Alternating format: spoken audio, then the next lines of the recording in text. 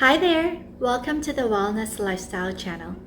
I'm Cecilia, your health coach and culinary partner for today's cooking class. I'm really excited to share this banana bread recipe with you because I have tried a lot, and this is my now new favorite and go-to recipe. I won't pick any other ones. Thank you to Nisha at Rainbow Plant Life. This recipe was created by her, so go check it out. I put the link to the recipe down in the description box below. I'm excited for you to try it, so let's get started. As you know, the first thing we always do is grab all of our ingredients together just to make sure we have what we need and the right amounts. And if there's anything that we don't need, we want to make sure that there are substitutes available, or sometimes might have to run to the store, but hopefully not.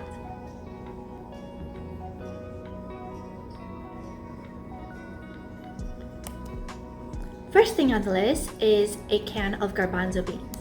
Don't worry, there's no beans in this recipe. We are going to use the liquid to make aquafaba. Next, make sure you have a generous amount of very ripe, lightly spotted brown bananas. The ripe bananas will give it the extra sweetness without having to add extra refined sugar. Today I'm using cashew milk. You can use oat milk or any unsweetened nut milk. I have lemon juice here. You can also use fresh lemons, and any neutral tasting oil like coconut oil, olive oil, etc.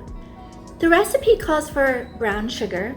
I personally don't have any brown sugar or white sugar in my home. I only use coconut sugar. You can also find organic brown coconut sugar, which is a really great substitute for the traditional brown sugar.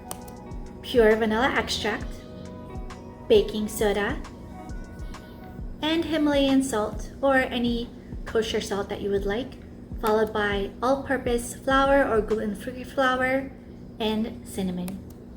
Make sure you grab a large whisking bowl with very high sides, because when you whisk this aquafaba, you want to make sure you don't splatter that all over the kitchen.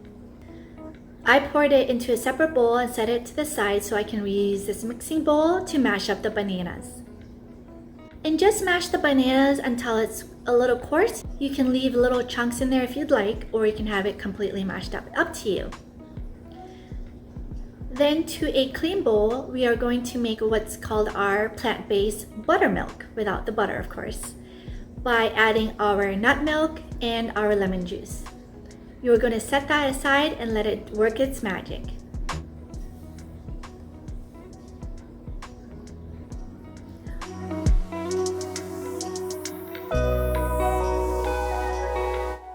We are now going to whisk up our brown coconut sugar with our coconut oil.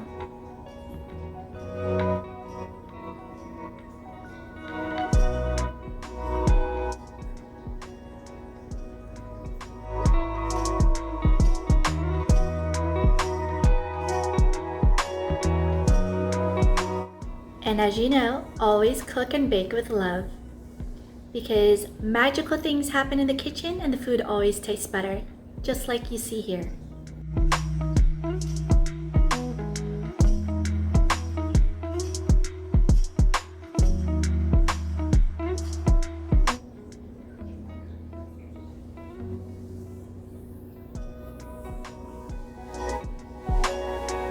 We are going to carefully fold the aquafaba into the sugar and oil mixture, so that way they are well incorporated, but it will keep the fluffy texture that we want.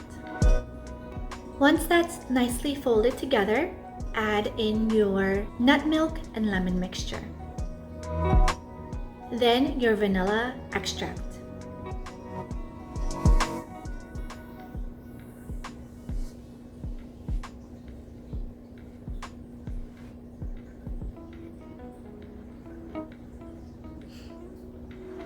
One more time, we are going to gently fold the ingredients together.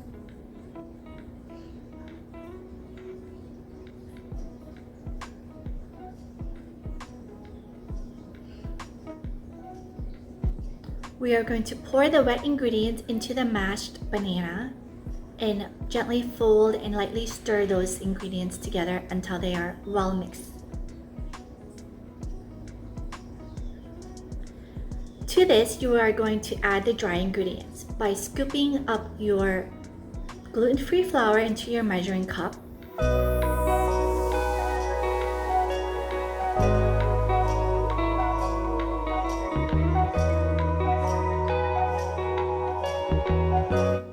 Then use the flat side of the butter knife to scrape off the top to get that exact measurement, as you can see here. You don't have to be super exact, but as close as possible.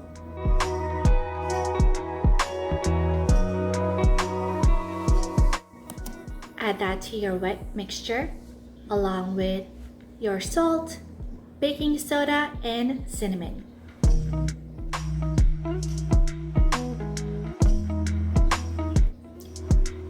Carefully fold that together.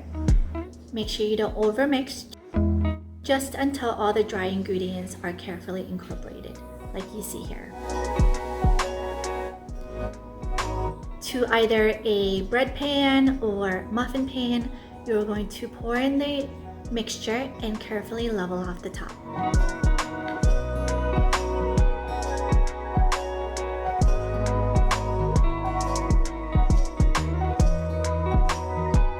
Now this is my favorite part, the caramelized banana on top.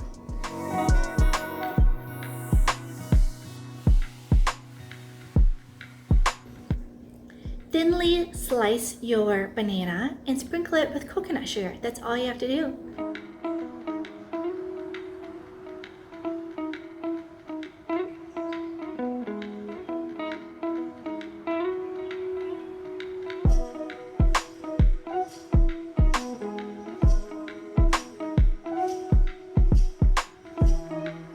And then carefully layer that on top of the banana bread mixture. It gives it another level of sweetness, a little bit of nice crisp texture, and it looks really pretty. Get creative with this. Have fun with it.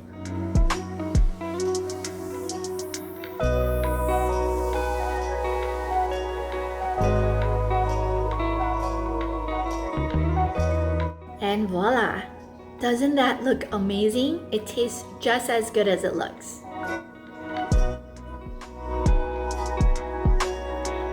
This is the hard part. You have to be patient and let it completely cool down before you cut into it. And here's the finished product. I hope you'll try this recipe, your new favorite banana bread recipe. Please let me know in the comments below what you thought of it, how it came out, or if you have any questions. If you like this video, please give it a thumbs up. I'd really appreciate it if you can also subscribe. It will really help motivate me to make more videos like this for you.